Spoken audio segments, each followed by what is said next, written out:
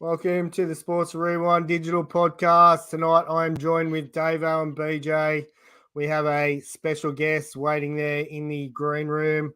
Tonight, fellas, I'm not going to ask you first up how your weekend was because we're going to get to that after the tidbits. You boys had a bumper weekend at baseball. We're going to get right to that after the tidbits. First up, fellas, the tidbits. I'm going to jump straight in so that we can get Troy on. So here we go, the tidbits. I'm up first, fellas, with the tidbits this week. This week, the Nuggets rookie Christian Braun was fined $15,000 for parking sideways across a team owner's designated parking spot for less than 3 minutes prior to receiving his first NBA check. Rookie mistake. That's classic. Just a rookie mistake. Rookie errors. But That's the owner keeping some of his money. Yeah. 15K is a fair fine, though. Newcastle Council's only about $220. But anyway, big one there. My next one, fellas, the Dodgers are staying at the legendary Haunted Hotel in Milwaukee. Not Mookie Betts, mate. He rented Airbnb for some friends, and he's staying there just in case the stories about the ghosts are true. He doesn't really believe in ghosts, though, but he doesn't, want to find that one out. What do we make of that, though? The team's staying there. What's the go there? I don't know. Who knows, mate? Obviously, he is afraid of ghosts, so he'd be just staying there and not worried about it. So Who can classic, mate. Call in the Ghostbusters. He'll be right. Ecto 1. That'll come and take care of everything. That's it. Yeah, that's it. I think we're up to Davo. I think you're up for 3 and 4 of the tidbits here, mate. Yep. So what I got this week, David Ortiz, Gary Sheffield, and Rafael Palmeiro are the only 3 members of the 500 home run club to have never hit 3 or more home runs in a single game. So it shows their longevity if they've hit over 500 home runs and never hit 3 dingers in a game. Yeah, consistency, isn't it? I'm surprised with that, actually. Yeah. Tell me Big Puppy never hit 3 in a game. Wow. Speaking of Gary Sheffield, did you see his son, one of the social media posts, pimp one out? I think he might be high school or early college years. School. Yeah, absolutely launched. He's still got that swing. Can't have tell it's his son, can you? With that swing, the wrists, the wrists were just there. And hey, we all did it in the batting cage or something. Whenever Sheffield was playing, we've all mimicked that swing as right-handers. We can't do Griffey being righties, but you can do a Sheffield. It was unreal though. Like it was exactly the same. Right. And Dad's still hitting them out too. You've seen the on socials where he's puffing away on the big cigar and just launching bombs. Yeah. Yeah, he was a freak, wasn't he? He was a freak. He was always good to watch. Oh. And the second one is Zach Greinke is only the 5th pitcher all time to strike out 1,000 different batters. So again, another mean feat. You've got to pitch in both leagues to do it. And look at the company he's with. Nolan Ryan, Randy Johnson, Maddox, and Clemens. Yeah, so that's pretty good club, isn't it? Yeah. A few legends in the sport there, that's for sure. Says you've been around a while to strike out 1,000 different hitters. Yeah. Yeah, who else could get there, though? Possibly Verlander. Yeah, he's played across 2 different divisions, across 2 different leagues. Mind you, he's been more AL, really, most of his career. He's only now in the National League, but yeah, I wouldn't think too many. Kershaw's always been a Dodger. He's up there with K's. Yeah. Yep. So, yeah. Yeah, but he like you say, he's been a Dodger for forever and a day, so he's going to play a lot. Maybe moving forward with every team playing every team. Interleague now. Yeah, a lot more interleague play and interdivision play and stuff like that. That might be something that, that list might grow pretty quick. Might have to look at someone like Sandy Alcantara or someone, one of the Yep. young pitchers, young strikeout pitchers, as you say, because we're playing more interleague now. It's probably going to be a young bloke. Yep. Yeah, you'd think so, wouldn't you? Yeah, one of those younger blokes coming through for sure. It's on to me. This one popped up the other day. New York Mets have been shut out 7 times so far this season. The last season they were shut out 8 times the entire season. Cool. Yeah, the Mets have now lost 5 consecutive series to the Nationals, Braves, Tigers, Rockies, and Reds. They are 2 games under 500. This is the first time they've lost 5 straight series since September 2012. That's pretty bad. Yeah, they're struggling. The Mets suck. You look at those. You look at those teams. They shouldn't be losing to those teams. Have a look. Yeah, I was about to say, Maybe have the a look at Braves. their team and how much money they've spent, and they have got nothing this year. That's it. Like even last year. It's So- it's pretty disappointing, isn't it? It is. They should be fighting for top spot in their division, and you know what are they? Cellar dwellers. Mate, I think they are. Let me have a look. No, they're just above Washington. They're 20 and 22, 476, and Washington 18 and 23. So second last in their division. Yeah, And Washington towered them up today too. yeah, they did. Yeah, I turned it so off at 8-2, but I don't know what the score ended up. It's pretty disappointing for them, I'd say, and it being one of their fans. Yeah, Another team that'd be disappointing to be a fan of is Oakland. So I believe this popped up today, so this must have been tonight's game. Oakland Coliseum tonight versus the 23 and 18 Diamondbacks. Diamondbacks are on fire, as we know. 2,064 fans attended. It's their lowest single game attendance since 1979. The same time at Petco Park, the Padres were playing the Royals, who are 12 and 30, and the Royals are rubbish, and they still got 43,000 fans. So it's a 13th sellout for them this year, and they're playing a bottom place team. That's pretty piss poor, isn't it? Yeah. I think we're watching the Phillies and Giants game. Yeah, that was them today, wasn't it?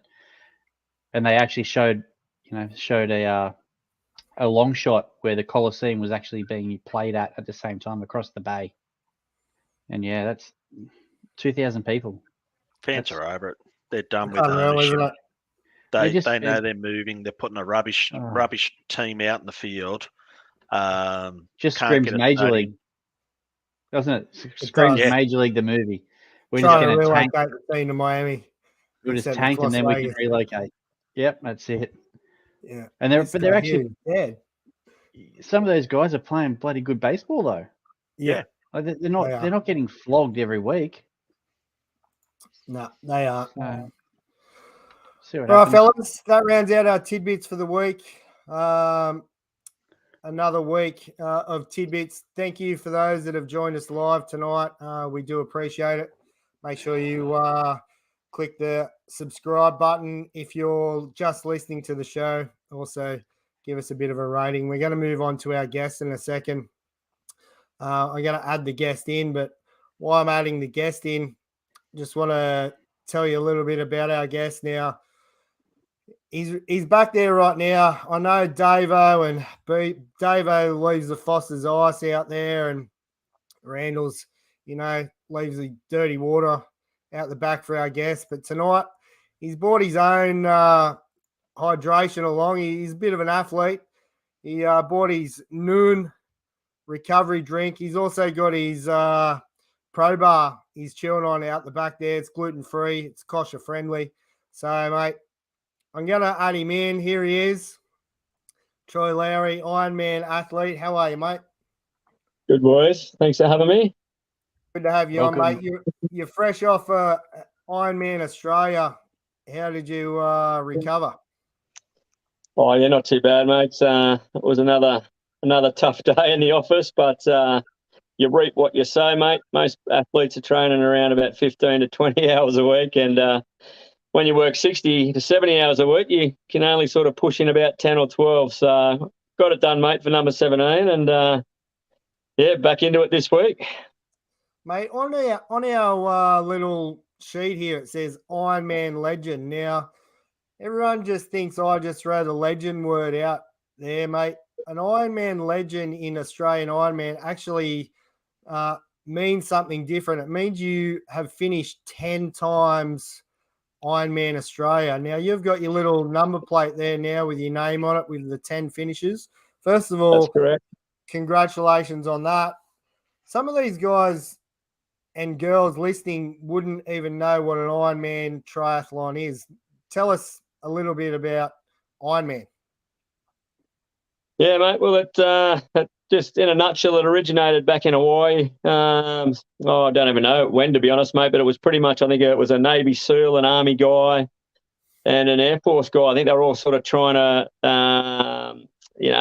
have a bit of an ego boost of who was the fittest and strongest. So they came up with this swim, this run, and this ride, and it happened on the island of Kona. Hence why that's where the world champs have been held for so long. So it was a 3.8k swim, 180k ride, and a marathon. So 42.2k run, or for me, it's a run, walk, run. And yeah, mate, and it's just been going ever since, and it's just ridiculous. I saw this on Wild World of Sports, actually.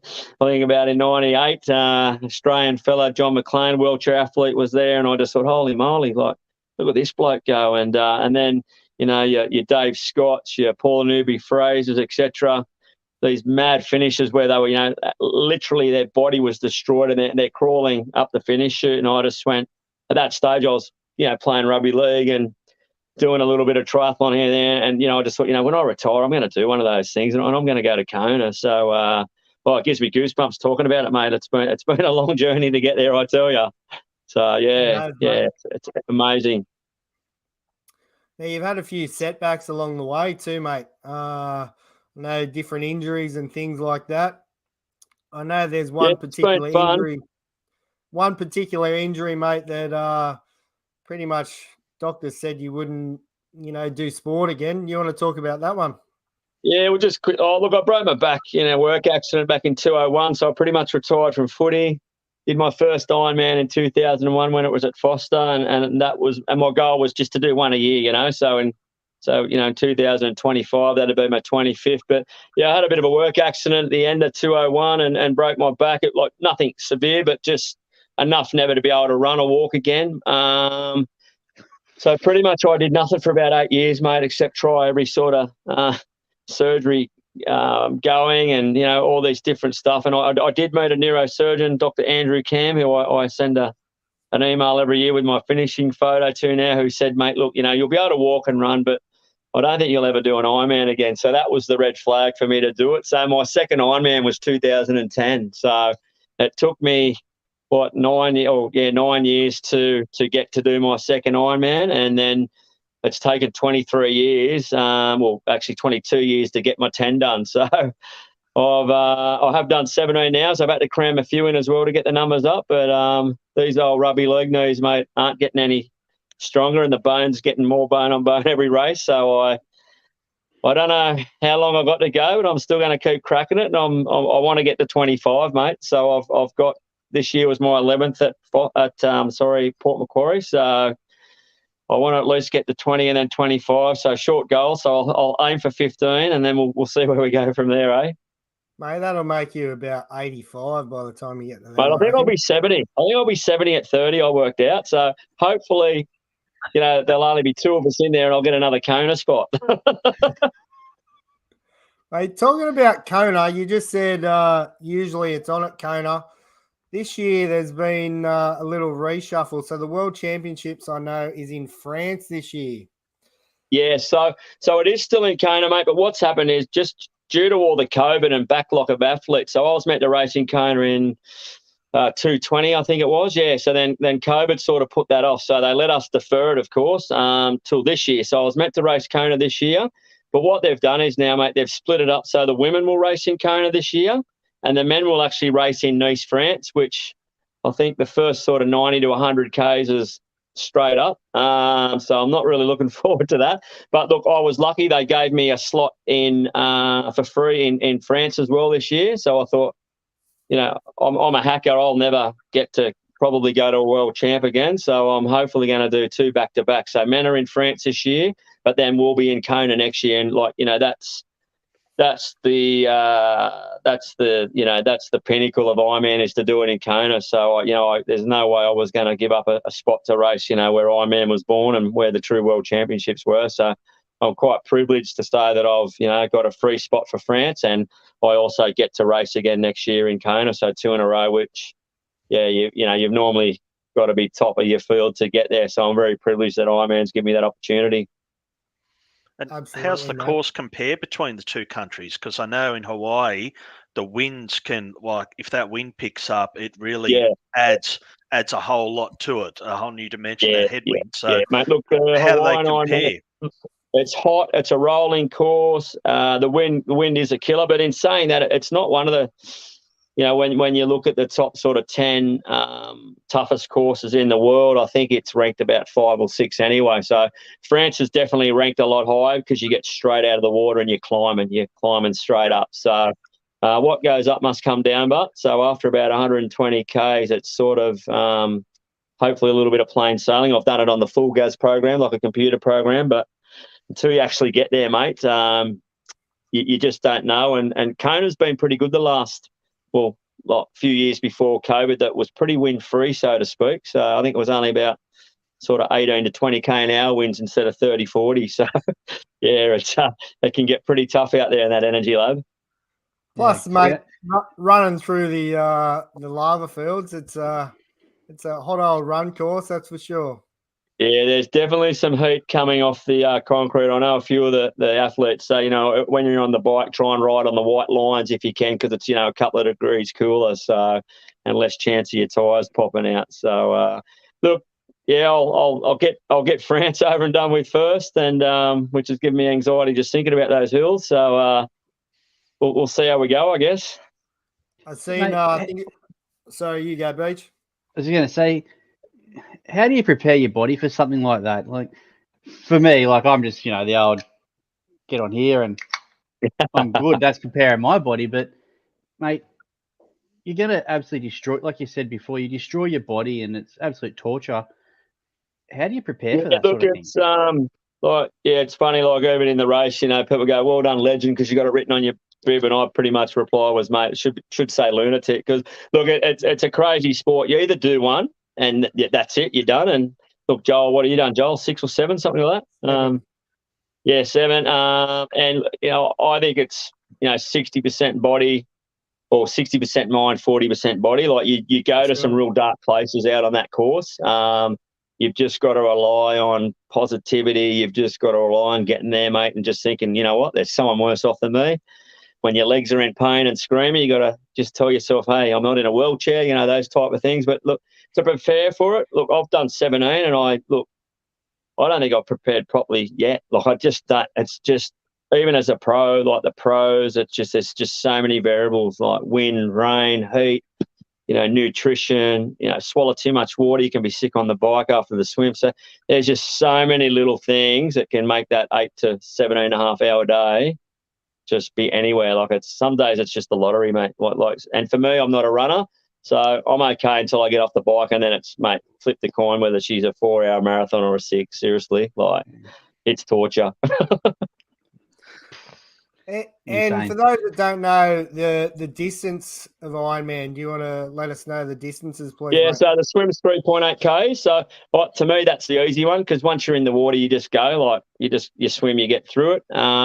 The bike ride's 180, so which is not too bad. At least you can have a little bit of rest here and there, when you're going down hills or whatnot. And then the run, which is a marathon at 42.2 k. So the pros are running that in sort of 2.5 hours. They're running it 30 minutes slower than a marathon runner, which is ridiculous considering they've just done all that other stuff. And we always thought no one would ever break 9 hours. Then they broke 9. Then we thought we'd never break 8. And I think the record now is 7:48 or something like that. And that's on a flat course like Florida. But that is phenomenal. It's ridiculous just that these guys can just do that. But they're full-time athletes. They're paid to do it, and they get it done. But there's some phenomenal age groupers out there as well. Like I said, I'm a hacker. If I can get 10 to 12 hours in a week, I'm stoked. But There's some age groupers out there that are, are still pulling 8 hours 40, 9 hours, which is insane, Those playing along at home and are local to Newey, it's like swimming from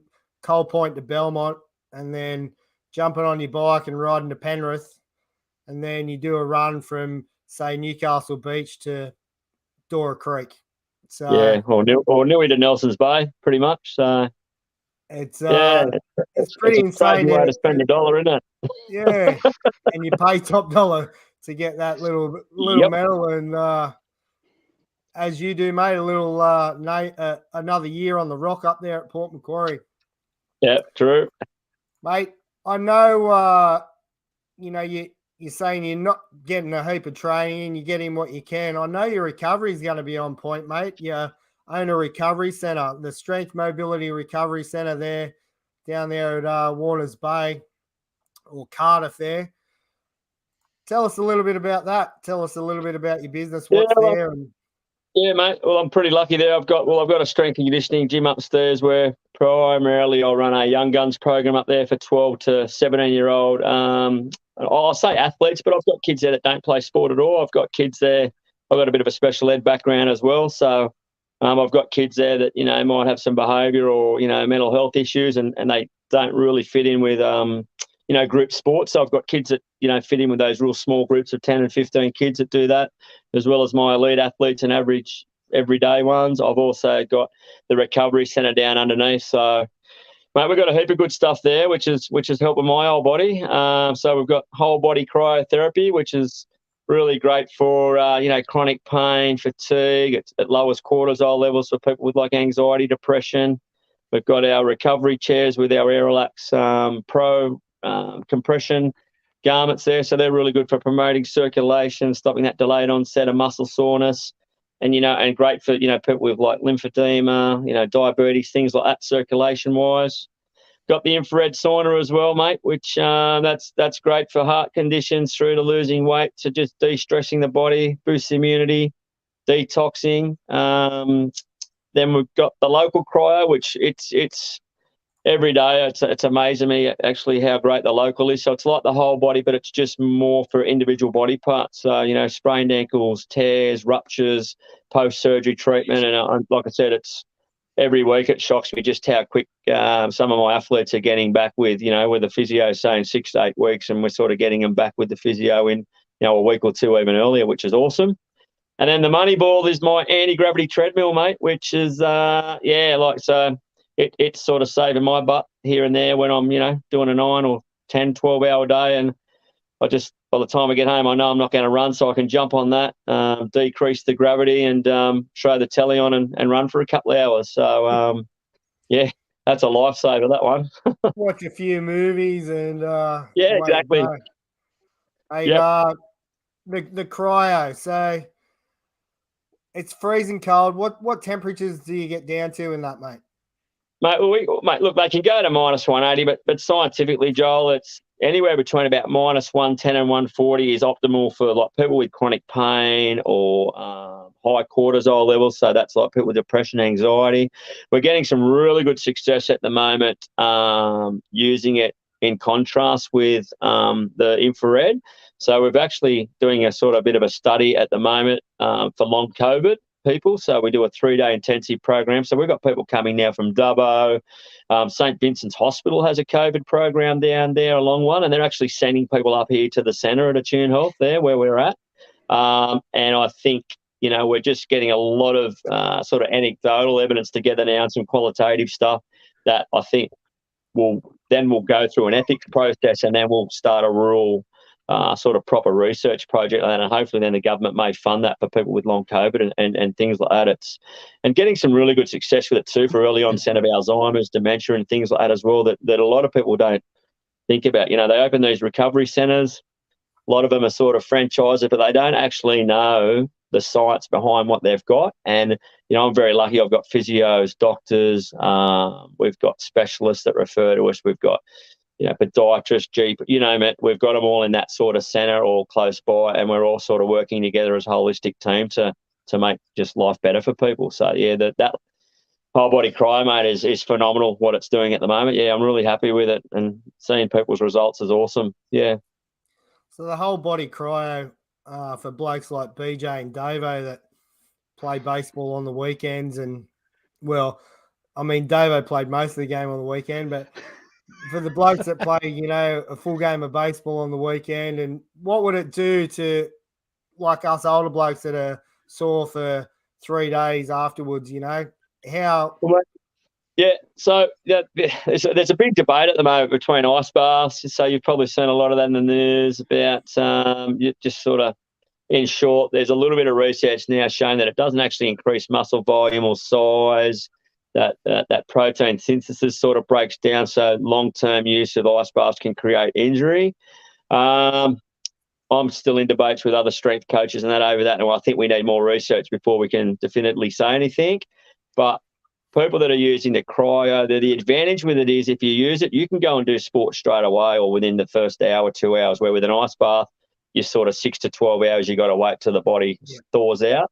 I know it's a hard concept to visualize it. Hang on, an ice bath's 10 degrees and, I'm going into 140, minus 140. But the thing is, you're only in there for 3 minutes. And because the body goes into that hypothermic state straight away, it heats up a lot quicker. So the blood, your heart just pumps, no, I wouldn't say, radically, but it really pumps hard to flush that blood all back through your body. So that just helps with all those little micro tears, helps to flush the lymphatic system, lowers those cortisol levels. So you pretty much get out and you feel like you want to go for a run. You actually get an endorphin boost. So you're a little hypo for, a couple of minutes after. And that's what helps lower that cortisol level too. So we get lots of mental health patients come through as well. And it helps with that. So it's just, it's holistically, it's not just the body, it's the body, the mind and everything. So it's phenomenal, mate, the way the cryo works.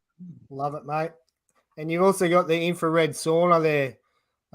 Now, if us three come together, would we have to wear a towel and stuff when we went in, or can we handle it up, or what's the procedure? Mate, pretty much once the lights go out and I shut the curtain, mate, it's up to you guys, mate, what goes on inside there. So what happens? We can fit 4 people in there.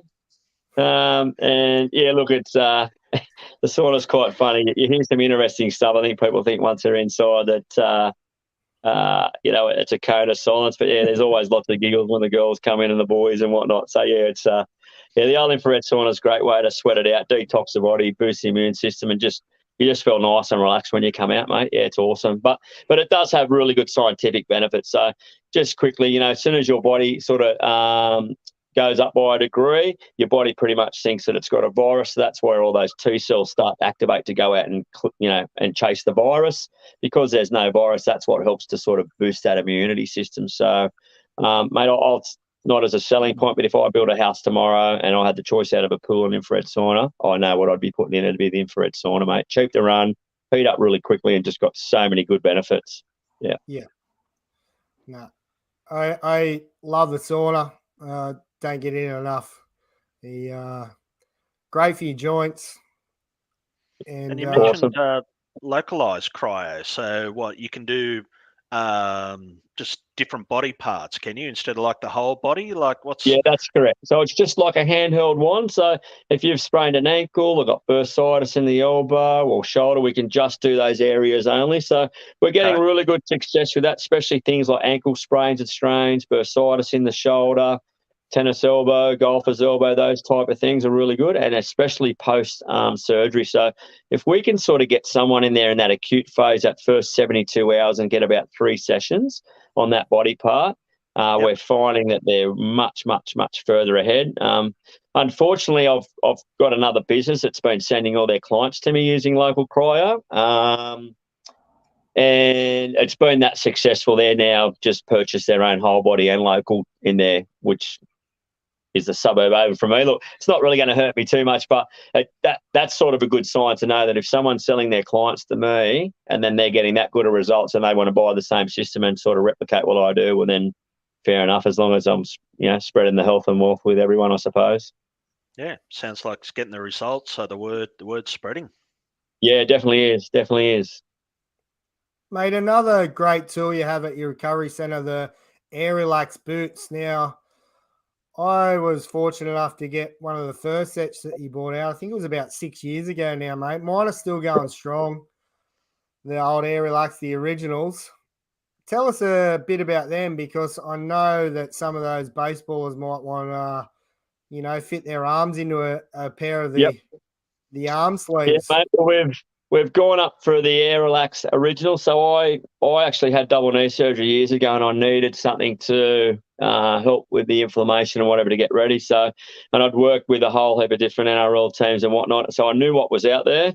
And then I stumbled across, actually, Whistler Ironman it was, mate. I stumbled across an athlete using them over there, got myself a set, thought, gee, these are a great product. But, if we want to go into competition with others, they need to just, tweak things a little bit. So I pretty much sent the company an email and said, hey, this is my background. This is what we need to do. And, mate, from there, they've put all the money in. I've put the science in it. And now I'm actually I've been an Australian distributor now for, 6-7 years.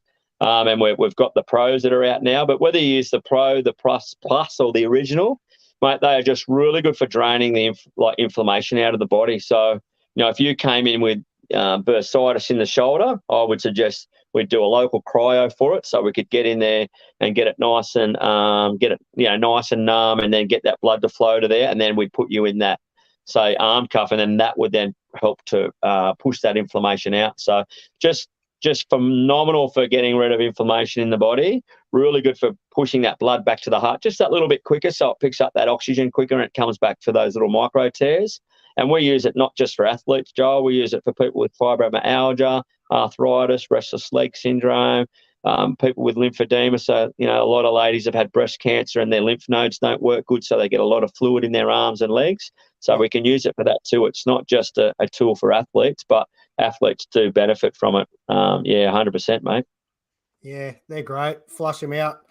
I probably should have got the arm ones back in the day. Do the arm ones of the pro fit the originals? They don't, mate. They don't. But look, mate, come and see me, and I'll look after you with an original set. So the plus and the original still match up, because we don't actually make the original anymore. We sort of superseded that with the plus, but all those attachments still work, mate. So come and see me. I'll look after you. Yeah, beauty. Now he's trying to throw a baseball again. He might need it. A little bit emphasis stiff, on mate. Trying. Yeah, very much. Very much trying, mate. You also do a bit of strength and conditioning, and obviously you work with a lot of different sporting teams. Now, you're saying you got strength and conditioning at the gym and at the recovery center, but you also look after a few football teams and things like that. What's involved in that, mate? Yeah, mate. So that's sort of where that 70 hours peaks out to. So, mate, so currently working with the Newcastle Wildfires or the Hunter Wildfires. So primarily my job is just the strength and conditioning with the Colts. We've got a great strength and conditioning coach that works for the seniors.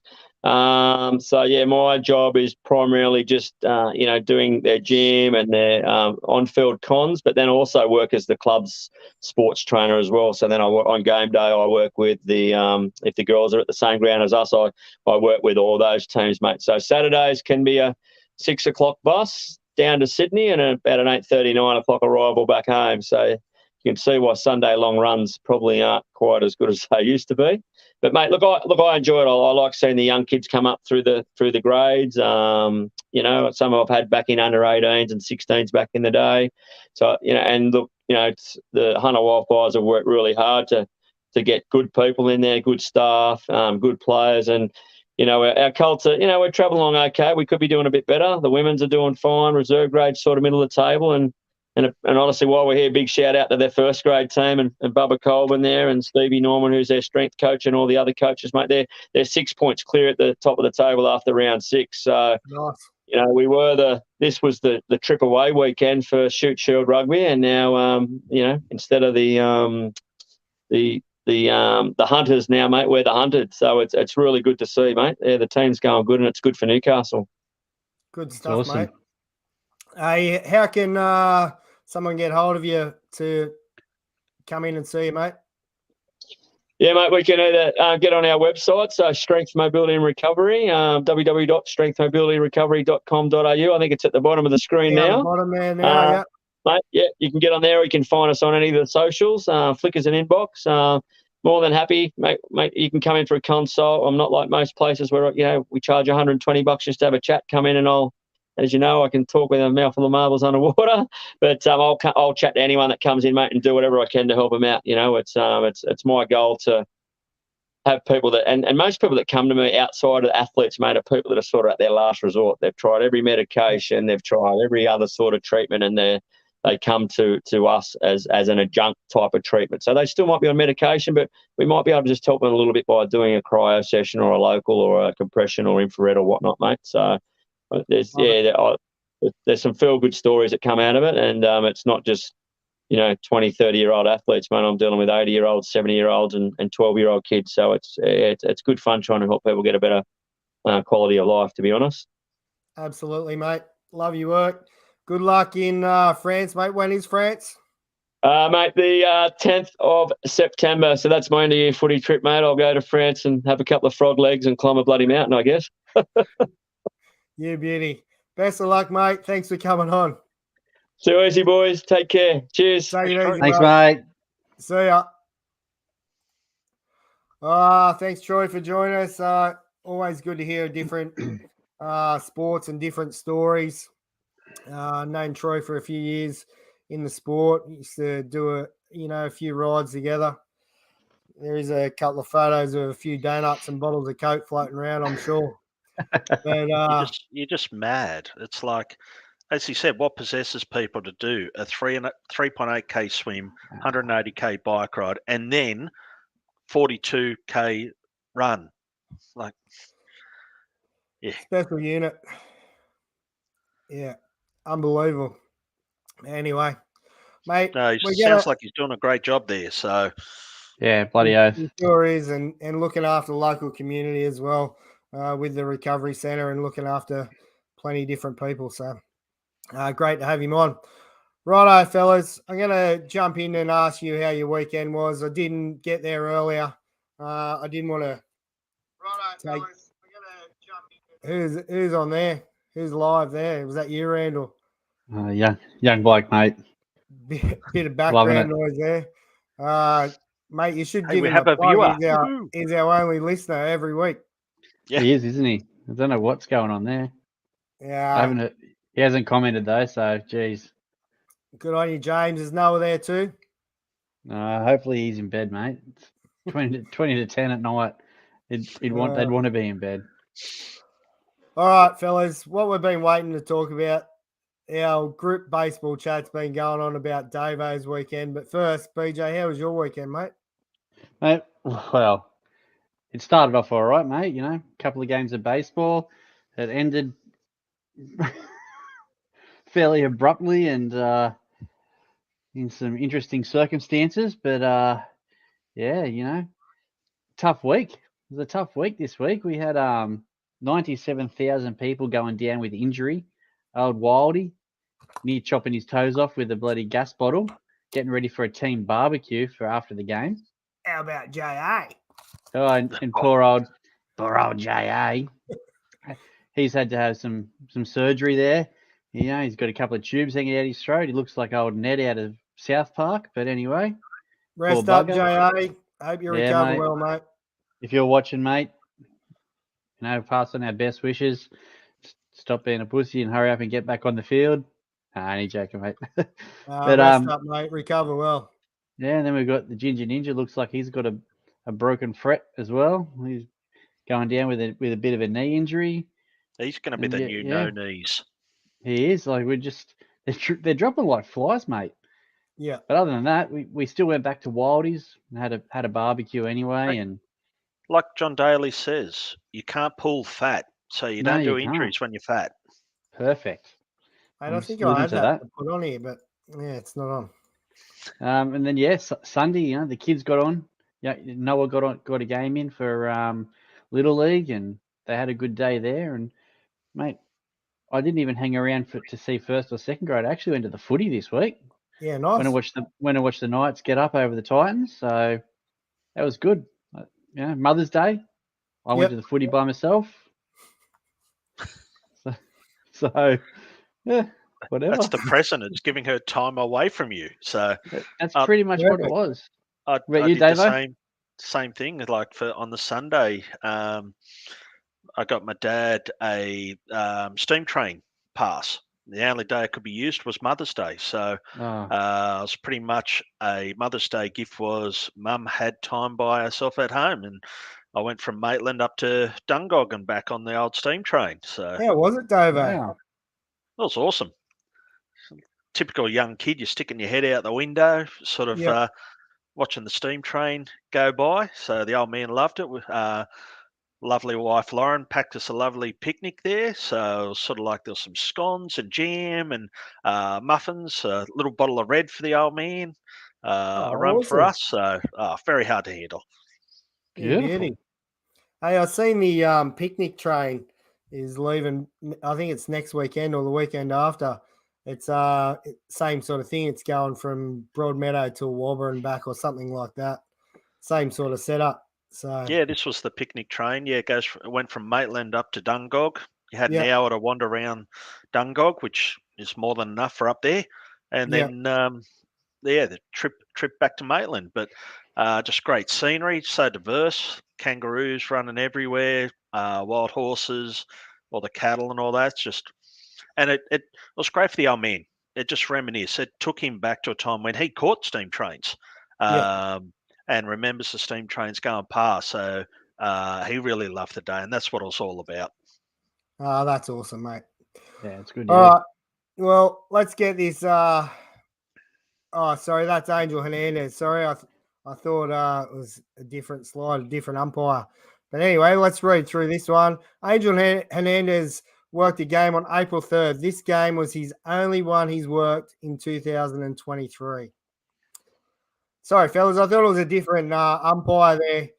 Davo, do you want to run us through some events on the weekend that may have happened?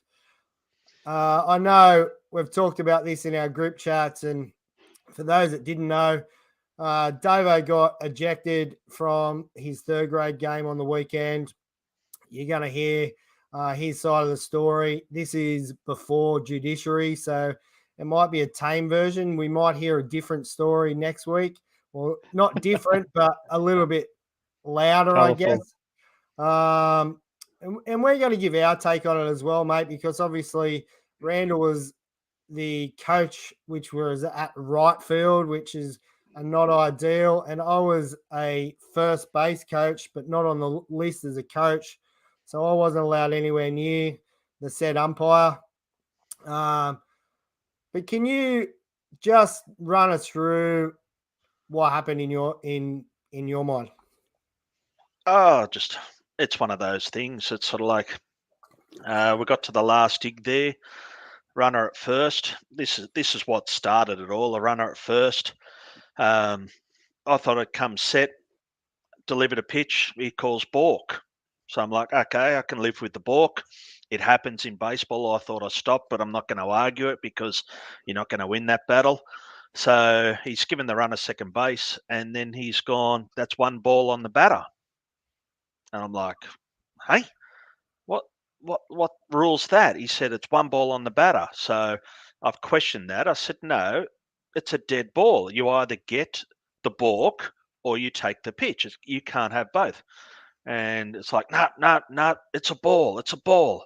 So that's when, like, I've called Randall in from right field. I'm like, hang on a minute, I'm not getting anywhere here. Coach, come and have a word. And so while Randall was talking to home plate umpire, I had a word to the base umpire and said, I'm right, aren't I? It's a dead ball. And he agreed. He said, yeah, it's a dead ball. It's a balk. But so we didn't win that battle. So the live stream showed the batter actually swung at it. So I'm not sure where the ball call comes from. Like, I was chatting with Endo earlier tonight, and even when I said to Endo that one ball on the batter, he said across all his baseball, he's never seen that before. Me neither. He was confused, very confused by the fact that because you delivered a pitch, it goes as a pitch against your pitch count, but it doesn't go as a ball, but it's still a pitch against your pitch count only. Yeah, which was never specified to us. No, it but was if you listen back to the actual audio on the game from the live stream, that question is asked by the scorers, and he says, yes, it's a pitch on the pitch count. And they say, does that go is that a ball or a strike? And he looked at them and went, a ball. It should have been, no, it's just a pitch. It's not a ball or a strike. It's just a pitch on the pitch count. I wouldn't have even thought it was a pitch on the pitch count. Yeah, so there you definitely go. is. I didn't know that one. Same as an intentional walk. You issue an intentional walk that actually is 4 pitches on your pitch count as well. Yeah. Okay. To which you can live with, even if you don't throw. The message portrayed back to us was that's a ball on the batter. Yep. And even after that, the next pitch, his hands are up, 1 ball on the batter. So it's like it shouldn't have been. So that sort of set the scene as to sort of like, okay, here we go. So I tried to move on. So a couple of batters later, I think there was a base hit to left. So the runner turned third. So I've gone near home plate. So I'm having time was called. So I'm having a chat with our catcher. Both of us were in between the mound and home plate. And sorry, David, to interrupt. You're actually backing up a play, weren't you? You were backing up home plate as well. So it wasn't as if you wandered down aimlessly. You were backing up home plate on a play and then walking back to the mound. Rare, wasn't it? Normally I'm just standing on the mound, but I just thought the throw may have gone wild. So I was just sort of. It did. I saw Gus moving. So I saw him moving up the line to back up the throw. So I've gone to home plate to cover home just in case that runner's tried to go home. So so then time's called because the things went on. And so Gus and I just had a quick chat, and I'm walking back to the mound. He said, right, that's a visit. And I said, no, that's not the rule. He said, that's a visit, and that's it. So at this stage, old Ninja tried to come out from the dugout to inform me that, hang on, no, that is just a visit. So the umpire has stopped Ninja and said, that would be the second visit, and he's out of here. And so I've yelled out, that's not the rule. And that's when the umpire ejected me from the game. And I took no further part in the game. Yes, that's the signal. And I tried to argue once more, saying that's not the rule. And he said, yes, it is. Get out of here. And at that point, pretty much you came out and got me.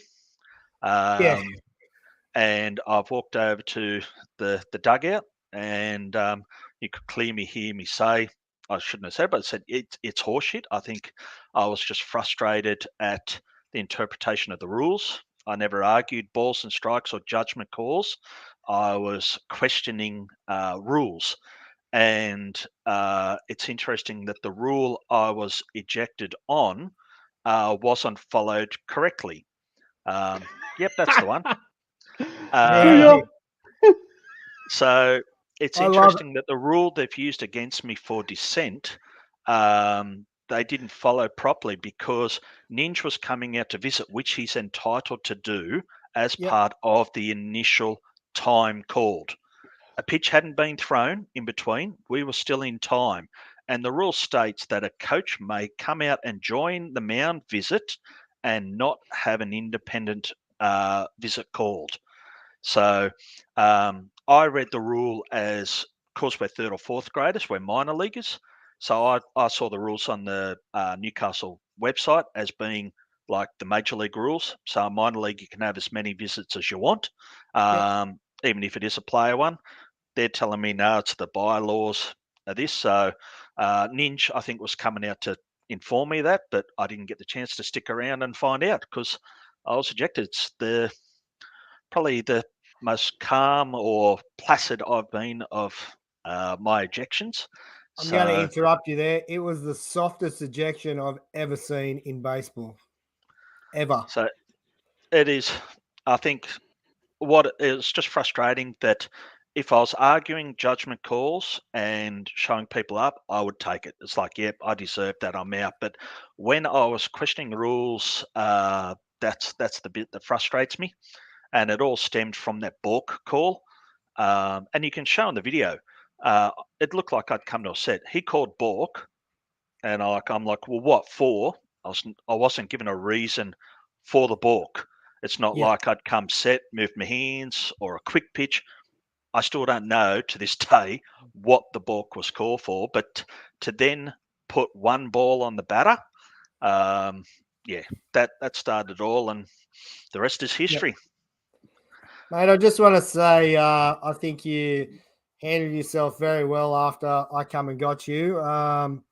You walked straight off and went straight to the dugout and got your gear and went out. There was no, extra comments or anything like that from the dugout, which I thought was a very good way to go on what would be a pretty frustrating way to end the game, considering you didn't swear at him. After, if you had seen the first inning in fourth grade, I would have been gone 5 times in that first innings if that was the case. And it was I just did a let the very frustration frustrating get to day. me and say it was horseshit. Like, to me, Yeah. it was. That's just me being frustrated with it, and that's the only thing I said. They seem to think other things were said, and being I was the one that said it, but no, I just said that one comment, and then left. As you said, I left the dugout, and then continued my whinge out the back, just with the other guys, but nowhere near loud enough for anyone to hear. Yeah. And another thing I just want to add was we had 2 accredited umpires for the weekend in 3rd and 4th grade, and we really do appreciate having umpires at our 3rd and 4th grade games. Definitely. And obviously, we all got frustrated at times with different things during the game, but we do really appreciate having umpires there and not having to have players do the job. So, and we did talk about that after the game as well. Mate, so what happens now? Randall, you might know a little bit more being in the sort of club angle. Is there a judiciary? What happens from here? Yeah, I'm not 100% sure. I haven't experienced this happening too often, especially as a coach or as part of the committee. I do know that Davo had the right to reply. He's replied now. He had 24 hours to do it. So I think he just wrote horseshit and that's it. I'm pretty sure that's what his email said. He just said that was horseshit, and then had a rant and rave or something like that and sent it on. So there was a charge sheet. So I was charged. There was a charge sheet. Charged with dissent. Almost charged with something else. Disobeying an umpire's direction. Yeah, disobeying an umpire's direction, which is a one game suspension and a 1 game suspended sentence on both. They actually both are. Yeah, that's right. But the association decided just to charge us with 1 game suspension. But I have the right to appeal that or put in a response, which I've done. So now that response is back with the association. So I just wait to hear back from them whether I now have to front a judiciary. I'm not sure whether we do, because they've got the umpires report, they've got my side. Don't know what else there really is to add. As we say, there was the live stream of it, so they can work it out for themselves. And I just wait to hear, I suppose. Yep. To be honest, I think it's the best thing that could have happened that there was a live stream. That there's always 2 sides of the story, and the truth somewhere in the middle. You know what I mean? There's always biased on both sides. They can look at the video, hear the audio, and see the whole thing, and make their own decision along with the 2 reports. What more could you want? And all I want out of it is things to be done right. No, that's right. And as you said, we appreciate umpires there every week. Definitely. And I was just questioning a rule. And Whether I got the rule wrong, whether they got the rule wrong, at the end of the day, as long as the rules are done right, moving forward, people know what the rules are. I now know what the pitching, like the visits are, or what the interpretation is, which Ninja filled me in after he finally got to me. But yeah, the balk one, that's just general. That's just general baseball. I can understand, yes, it going on your pitch count. I have read that before, but to be given one ball on the batter, that just it's just flat out wrong. Yeah, it is just flat out wrong. And it's argumentative on rules. So, and that's if it had been judgment calls that I was arguing, that dissent and not following umpires' decisions, I'd have to live with that. I'd cop it sweet, no worries at all. But when the discussion was on rules, and not even it is in a way interpretation of rules, but the rules pretty much black and white for the balk. Yeah. And as to the visits, it was shown, and he'll probably try and argue that it was a time game, was the last inning, we were wasting time and all that, but it doesn't matter. Ninja's still allowed to come out and talk, join a mound visit while time was still called. Yeah. And he wasn't given that. And at the end of the day, who's to say you weren't coming out of the game anyway? Do you know what? You never know. Maybe we were going to take you out as a pitcher. Well, no one knows. No one knows now. And in the end, we had to. The other thing too is he was only afforded, I think, 6 to 8 pitches to warm up too. So someone coming from a bench was only afforded 6 to 8 pitches. You know, I always thought that it was the same rule as if you're injured, if your pitcher becomes injured, you've got as long as you need to warm up. Yeah. Apparently, it's discretion of the umpire. So that. But common sense. The bloke that had to come on to throw, the guy that had to come on to throw, had played half a game of 4th grade only. So he hadn't played for almost 2 hours. Yeah. And you're expecting him to walk on the mound and throw. If he had have seen him warming up on the sidelines, you could turn around and say, yep, different matter. All right, you're fresh, you're ready to go. You've got 6 pitches. But when you've been sitting in the dugout for, I should say nearly 2 hours, I'm sorry, should be afforded. I know it's a time game, you're running out of time, but still, player safety. That's the main thing. You are risking a player's safety by having him throw only 6 pitches, then expect him to pitch in a game. Yeah, that's right. That's pretty crazy.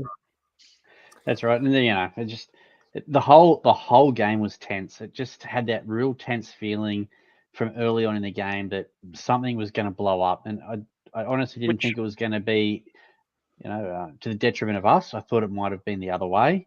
There was just so much angst and tension all game. Which it was a little bit last time we played them too. Yeah, just the competitiveness of both teams, I think. And that happens in baseball. You look at those two teams that played on the weekend, there's a lot of old first graders that used to play against each other in first grade for years and years and years. It's not sort of surprising that that's how it is when, a lot of these guys are, some of these guys haven't played for 10, like yourself, Hutto, haven't played for 10 years. Or maybe even, a few more. Maybe just remember, we just have to make sure we remember it's Santiago Beer League. Yeah. And as someone's commented, the comment here by NSN High Performance, angry man. Well, no, that's nothing. If you think that's me angry, that's nothing. You've seen nothing yet. And thanks to William for jumping on as well. Thanks for being here, mate, and having a say. Mate, if he hadn't thrown the ball over Gus's head from shortstop, Davo wouldn't have had to cover home plate, and it wouldn't have been a meeting. Oh, so good one, Liam. And he breaks sunglasses. And he breaks people's sunglasses, tagging people in the face. That was a good tag. Yeah, but that was a big thing, wasn't it? There were a couple moments in that game where prior to that inning happening where the opposition had been warned. They'd been warned twice, once for for swearing, and once for there was a check swing. I was on deck actually to hitting, and Did he go? there was a young kid that had a check swing, which he probably went a fair way. He probably almost full swung, and the field umpire said no, he didn't swing, and there was a fair bit of carry on from a player at third base, and the umpire had to stop and tell him to knock it off, and that's enough. Yeah. So, I do feel that there was a lot of tension between two teams, and also that then flows onto the umpire as well. And in the end, he vented, I think, and unfortunately, Davo copped the vent. That's my perspective of it anyway. But he didn't. Both times that I went and spoke to him about these calls, there was no interest. It was very forceful that no, sorry, that is the call, and I am correct. Even though I said, well, respect my authority. You need to work on your game though, mate. Like, as my coach, where's the backup? Why weren't you tossed behind me when you're getting in his face saying, how dare you throw my picture out on this rule? And so, come on, mate, you got to step your game up a bit. I reckon he was puffed running from right field. That's the worst part. Like, I wasn't even watching. I was turning around looking at the sky, looking at the clouds and stuff that were blowing in. And then I hear a bit of yelling. I turn back, and all of a sudden you're getting the flick, and I'm just like, what's going on here? And then, then there was a few more words exchanged saying, what do you mean? And by the time I even ran in, you're already gone in. You're already in the dugout. Joel already gone and got you. So it's a long way out there. It is a long way. I got I think it was with the balk call. I got you're not on the list, hop away sort of thing. And I was like, oh, I'm just going to get Davo out of there. I don't want, anything else to happen. Yeah. Get him out of there. 3'8" guy carrying out Davo would have looked pretty interesting, but you didn't have to do too much. You didn't have to do too much, mate. He left straight away. Out.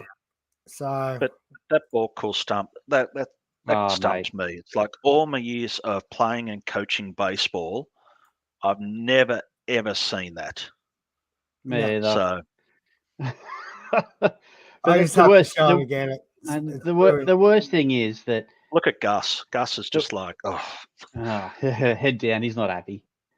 Oh, Liam doesn't look too worried though out there at shortstop. I think he thought he was going to get on the mound.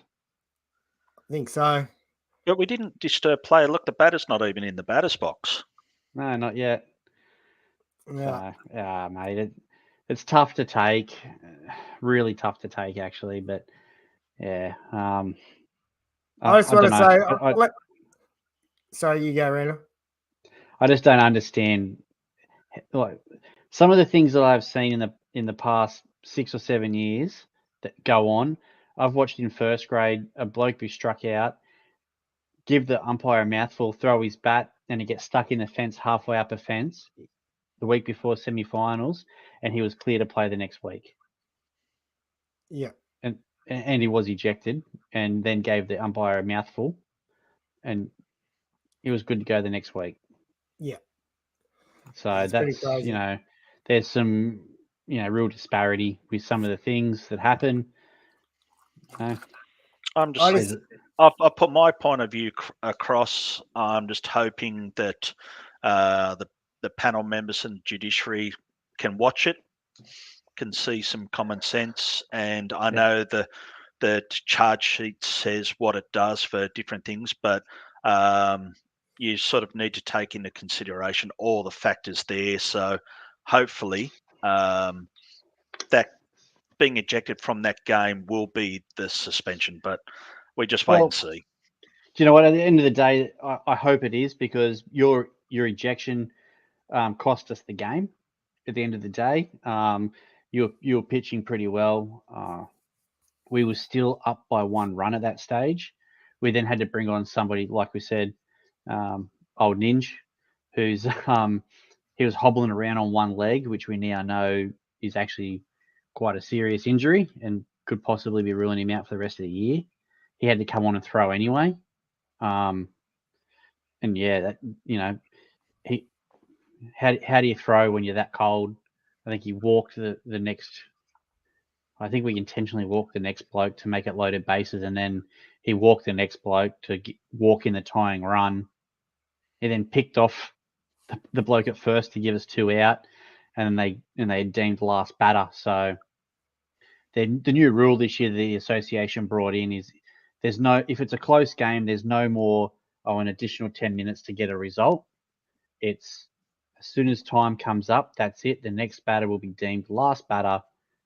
There's no continuation of the inning. Doesn't matter what the position of the game is. That's the cutoff. So draw a tied game, 2 out, runners on second and third. What do? You can have an intentional walk, and that's game over. That's not baseball.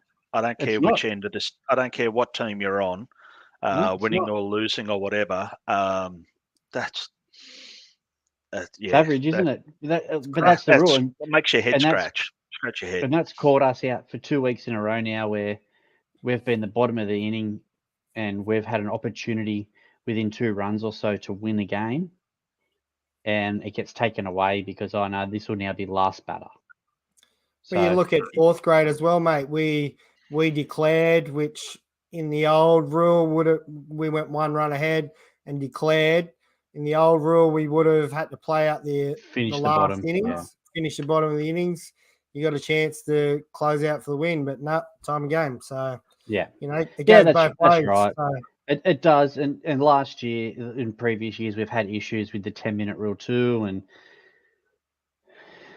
I guess the association in a way can't win either way. There's always going to be shit that happens, and I'll stand by it that if the game hadn't have gone how it went and how much angst there was between teams and the ejections and all this sort of crap, we would never do that again. No. But the way 100%. The whole game had gone, we just need to get out of this game. Yeah. It was such a shit house game. Yeah, it was. From the get-go. And the worst thing is that when you look at the score, when you look at a scorebook of that game, it was a bloody good game. It was tit for tat all the way through. That you score 2, we score 2, you score 1, we score 1, you score 1, we score 2, you score 2 to get back ahead. And it was really tit for tat all the way through. Some good pitching from both teams at points.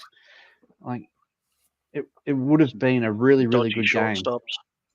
Some dodgy shortstops. Hey, Jeez. Carl, still listening? Hey, and Josh in the comments says, one job, Liam. I remember a certain shortstop in 4th grade that played a couple of tunnel balls as well. So I don't even think he bent over, did he? Yeah, straight through, mate. Straight through. Davo, I just want to wish you the best of luck with that, mate. And I really want to say that you did handle yourself very well. You got out of there. You got off the field. You got handed a really crap situation, and you got out of there quick and didn't have anything else to say to him after the game or anything like that. So I think that's something that I guess we should be proud of as well, mate. So I must be mellowing in my old age. Yeah, I think we all are. I think I was just astounded at what had happened. Yeah, mate, it was I think we all were. We all were. Yeah, the oldest rookie shortstop ever. Wow. Yeah, there you go. Never played shortstop before. But yeah, no, David, I want to say that as well. I think you handled yourself really well, and yeah, mate, must be because it's such a relaxed environment that you weren't shit-faced. I think I was just disappointed that Phil let the guys down by not finishing off the game. But yeah, well, you did. I think it was just the frustration that that end one on the visit was all stemmed back from the balk call. Yeah. And that's what led to it all. I think if the balk thing hadn't happened, I don't think the end game would have happened either. For sure. No, that's right. And I think it had also stemmed from that umpire being very frustrated too with a lot of stuff that was going on. There was also an incident earlier as well where a player from the opposition team made comment to our coach, one of our coaches, saying something had happened in the game, and he made the comment that next person that comes up to bat when I'm pitching, or the first person that comes up to bat when I'm pitching, I'm drilling them. You know, like you can't make that comment, and then all of a sudden he gets called onto pitch, and and that coach's family member's about to bat. What would you be doing? I know what I'd be doing. I'd be saying this better not happen, which he did. He went to the umpire and said, "This is what's just been said. If this happens, stuff's going to escalate." Yeah. And then he also went to the opposition coach and said the same thing. This is what's been said. If something happens, things are going to escalate. Make sure it doesn't happen. Yeah, good. Which it didn't need to happen in the situation. It didn't need to happen anyway. Yeah. That bloke had made three errors. The person at the batter would have enough time to get out of the way these days with us. Yeah. By the time it reached them. Yeah. Right, let's leave it there. Appreciate your comments, Davo. And of course, judiciary hasn't even been, so we'll fill everybody in next week. Thanks everyone for tuning in. We've still got MLB to talk about, a bit of NRL, so we'll move on quickly. We'll go through, I guess, scores from the weekend, local baseball. What do we got? White Sox. 8 defeated Boomerangs. What else do we got here? In Belmont 4 defeated Toronto 2. Phoenix had a bye. Second grade White Sox 0-0 with Boomerangs. And Toronto 12, Belmont 3 in second grade. So that, along with then that's not the one.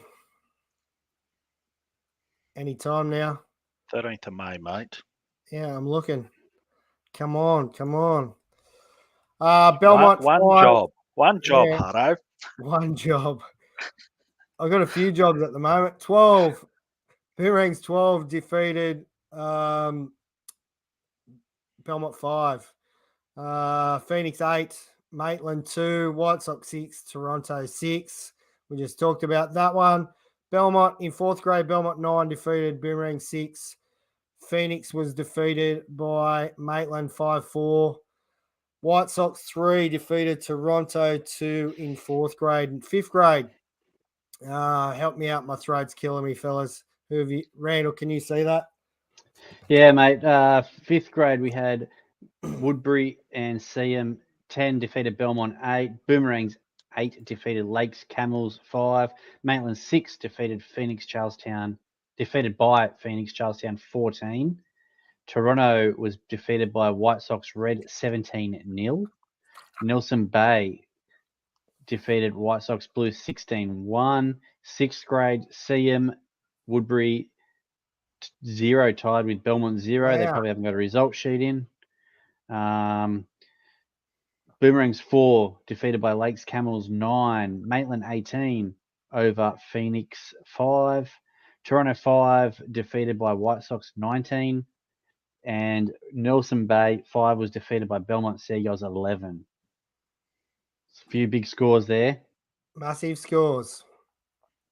Well, good to see plenty of baseball on the weekend. Yeah, lots of games in, which was good. Yes. Yeah, Liam, mate, BJ's always on the dirty waters. He's always staying hydrated. I'm running two at the moment. Always talks a good game at the baseball field, telling you boys to stay hydrated. So he practiced what he preaches, mate. That's all 100%. That is. What about this week, MLB, the power rankings?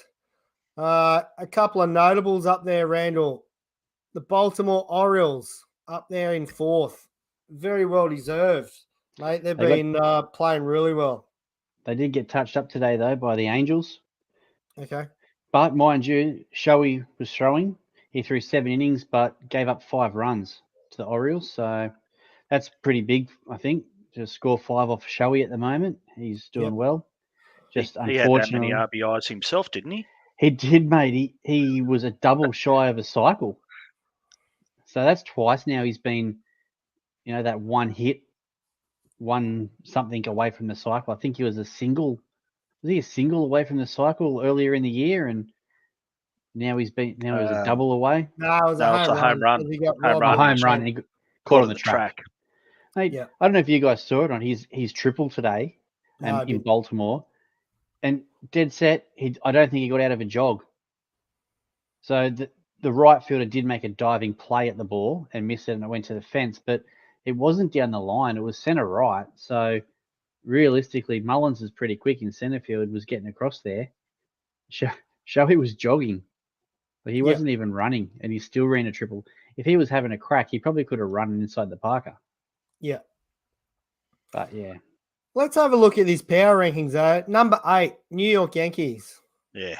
Like, how are they up there? They're absolutely putrid at the moment. They're 24-19, coming 4th in their division. So, and above the Diamondbacks, who are leading their division.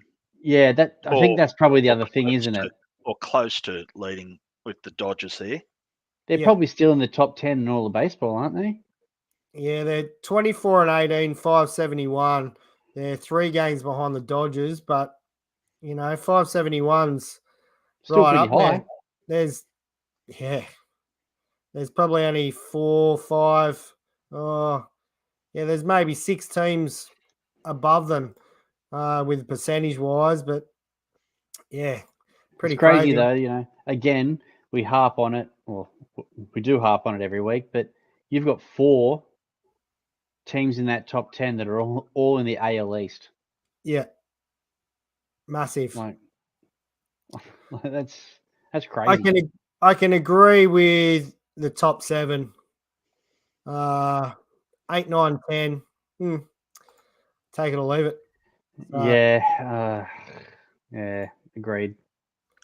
Here we go. Fresh off the press. Just going back to what we're talking about, that since I'm rejecting the set charge, a tribunal hearing will be arranged. So watch this space. Oh, there you go. It's live news. Breaking the tribunal. Breaking news, Davo. To say what, I don't know, because umpire's report is there. I've put my 2 cents worth in an email, but anyway, so yeah. Tribunal, here we come. They might go old school on you. And you ever go to old Sydney town, Davo, when you were a kid? Yeah, mate. Cat of nine tails. Yep. Cat of nine tails across the back. Maybe that's what it might be, mate. That might be your punishment. So we never do know. It was Cambo as the club rep, so I could be in trouble. Nah, mate. He'll be all over it. Cambo loves it. It won't have anything to do with him, mate. As you know, it'll be an independent jury. Of course. Which judiciary. It should be. Yeah. So yes. Sorry to interrupt the MLB talking. No, that's good, mate. We love breaking news here at Sports Dribble. We sure do, mate. Hey, do you, Blake, see these? Yeah, I did. I actually really like them. I really like that. Good ninja. It was just called Sydney Town when Davo went. Yeah, well. Wow. Mate, when I went, it was old Sydney Town. I think when Davo went, it was just called Sydney. It was not very nice, Davo, is it? That was just the standard, wasn't it? Yeah. At least I'm still standing, Ninja, and haven't gone down with an injury, mate. And how old are you again? Oh, shots fired. Come, mate, he's 40. Come, mate, he's 40. Okay, yeah. Hard 40. Hard 40. 40. There you go. Who sent me this one today? This is an absolute gem. Yeah, I sent that through. So would have been Davo. Boston. Fuck. It wouldn't matter who it is. Yoshida didn't swing and miss last week at any pitch. 90 pitches seen, no swing and misses. Well, mate, That's- I can say, mate, This day and obviously age, that's unheard of. they obviously weren't watching the show because I struck that prick out about 42 times in the last couple of days, especially There you in the Mother's Day conquest. Wow, it's close as you get to the mound, Yep. whether it's visits or pitching. Well, mate, I tell you what, I hope you turn up this week to spectate because someone's going to have to do it. Mate, at least it's a home game and there's beers at our ground. Yeah, well, good point. Very good point. Anyway, moving on. What about this one? An Aussie baseballer doing good things over there for the Phillies. It's good to see this one. A local fella, Newcastle's Rickson Wingrove, last 20 games for Jersey Shore High A for the Phillies, 297 average, 6 homers, 21 RBIs. Great to see Rickson going so well. He's really just come on hard after that World Baseball Classic. He's just dominated at the plate. Ever since the World Baseball Classic, he's just went from strength to strength. So that's great to see. Yeah, hope to see him getting a call up to the next level and keep moving forward. So, you know, hope he's starting to find his groove over there. Yep. Next one I got for you, fellas. The old Tamworth June long weekend's coming up. The draw's out.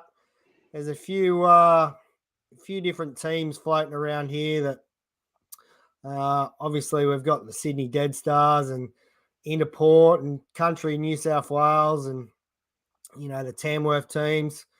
But we go back down here to the I division. You got the Central Coast Hammerheads.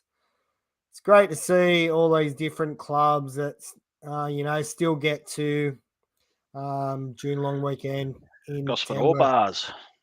That's Yep. where I started Tamworth visits over There you 20 go. years ago.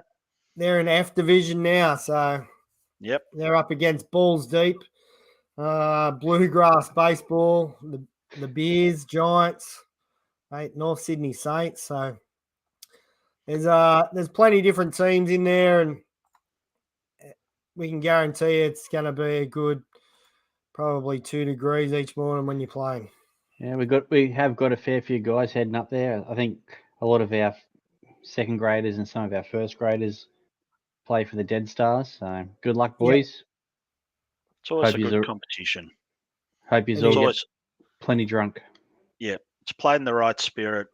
And yeah, you need to stay drunk because it's that bloody cold up there.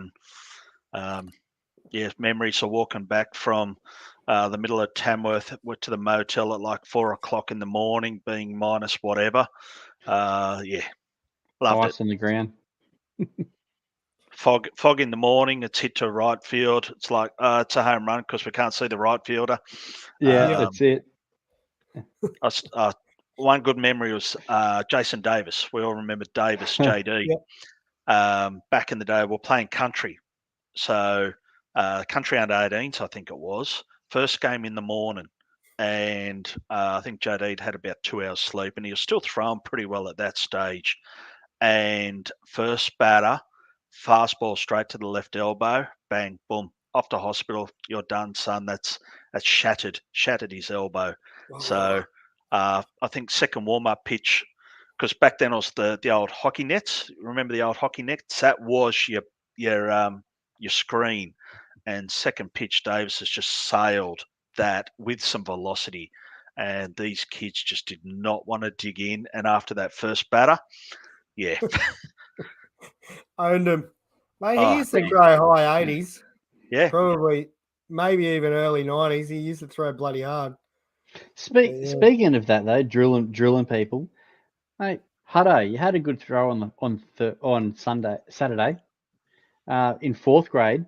Mate, what was the go? I know you used to like to hit blokes from White Sox, but, mate, you drilled you drilled some poor bloke from White Sox.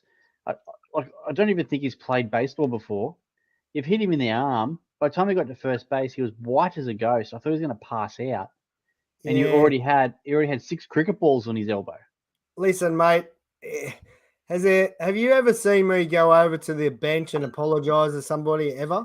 No, I haven't actually until Saturday. There you go. I threw 2 curveballs. I think he might have been a cricketer the way sort of, he'd set up to hit. He had was on the 2 front foot. curveballs that sort of spun away from him a bit, and a couple of swings and misses. And old Chidge set up inside with a straight one. I won't call it a fast ball anymore, a straight one. And 2-seamer just sort of ran in a bit, mate. And yeah. So we've actually had correspondence back on that. It actually broke his arm. Yeah, right. So, hey, you got to settle down a little bit. We are. Shades of old, because he thought the mound was so high, he thought he was back on Adelaide Street back in the day. He thought he was throwing against Jason France. No. I tell you what, that mound was a decent height, though. It was a good mound to pitch off. I mean, Davey, I know you didn't throw the whole game there, Davo, but I mean, you would have liked to. It was 5 1/3. Yeah, there you go. No, it was a great. Actually, their ground's looking really good. I thought shortstop area must have been pretty rough though. I think it was. There must have been rabbit warrens. Must have been rabbit warrens and everything around there. Yeah, a couple of blokes in the comments, if they're still on here, they might disagree with us, but anyway, there's like a bit of carpet there or something. I'm not sure. Mate, have you guys got anything else for baseball? We've been on here for an hour and a half. We've got. You want to run through NRL quickly, Randall? Yeah, we can do that if you want. It'll be good. Got a packet of cards and going to open up while you're doing it, mate. So you run good. through the NRL and we'll get out of here. Right, the Storm beat the Broncos 24-16. Warriors 24-12 over the Davies Dirty Dogs. Panthers 48-4 over the Roosters. Absolute hiding. Rabbitohs 20 over Hutto's Tigers. 0. Sorry, Hutto. Cowboys 42-22 over the Dragons. Raiders 26-18 over the Eels. I did not pick that. Cronulla 26-14 over Manly. And mate, game of the round. Newcastle Knights 46 over the Titans 26. Boom. I think it's their biggest score in a couple of years. And they're up the Knights. But both my girls got perfect rounds in the footy tipping. Oh, really? Yeah. No, I only got 6. Yeah, I was 6. So I hated them getting perfect rounds. Yes. But no, so what do we get, Hutto? I know he's on mute. You can't tell. He's on mute. You're on mute. How hard is it? I muted myself because I was opening up that packet, mate. Nothing major. I've got a couple of parallels. This one is pretty cool. So it is the NRL Group A, 5 of 18. And on the back, it's like one of those baseball bazookas. Oh, beautiful. You can see that. So obviously that forms some sort of puzzle type setup if you have the 9 card holders, I would imagine. We'll have, because it's of 18, I'd imagine that's going to be, 2 9 holes. But did well to actually get something like that. Normally it is just the other parallel. Throw it in the bin. Yeah, so anyway, I don't think I've got anything for you blokes, anything exciting. Got I know what Josh is talking about there in the comments. Yeah, I did see that. I did have a good little chuckle there. And yeah, we did want to mention that actually, didn't we? The Cardinals sweeping the Red Sox. Cardinals can't win a game. They are putrid, and they swept the White Sox. Davo. Yeah. What the hell is going on there? Oh, mate, we've got to give him some joy after the weekend. 162 games in a season, mate. They got to lose some, don't they, Davo? Yes, that's right. It's about the only wins Cardinals will get. Unless you're the Rays. See, Red Sox aren't supposed to be doing too well. Cardinals are supposed to be running away with the Central. And instead they're losing it. Yeah. So, yes.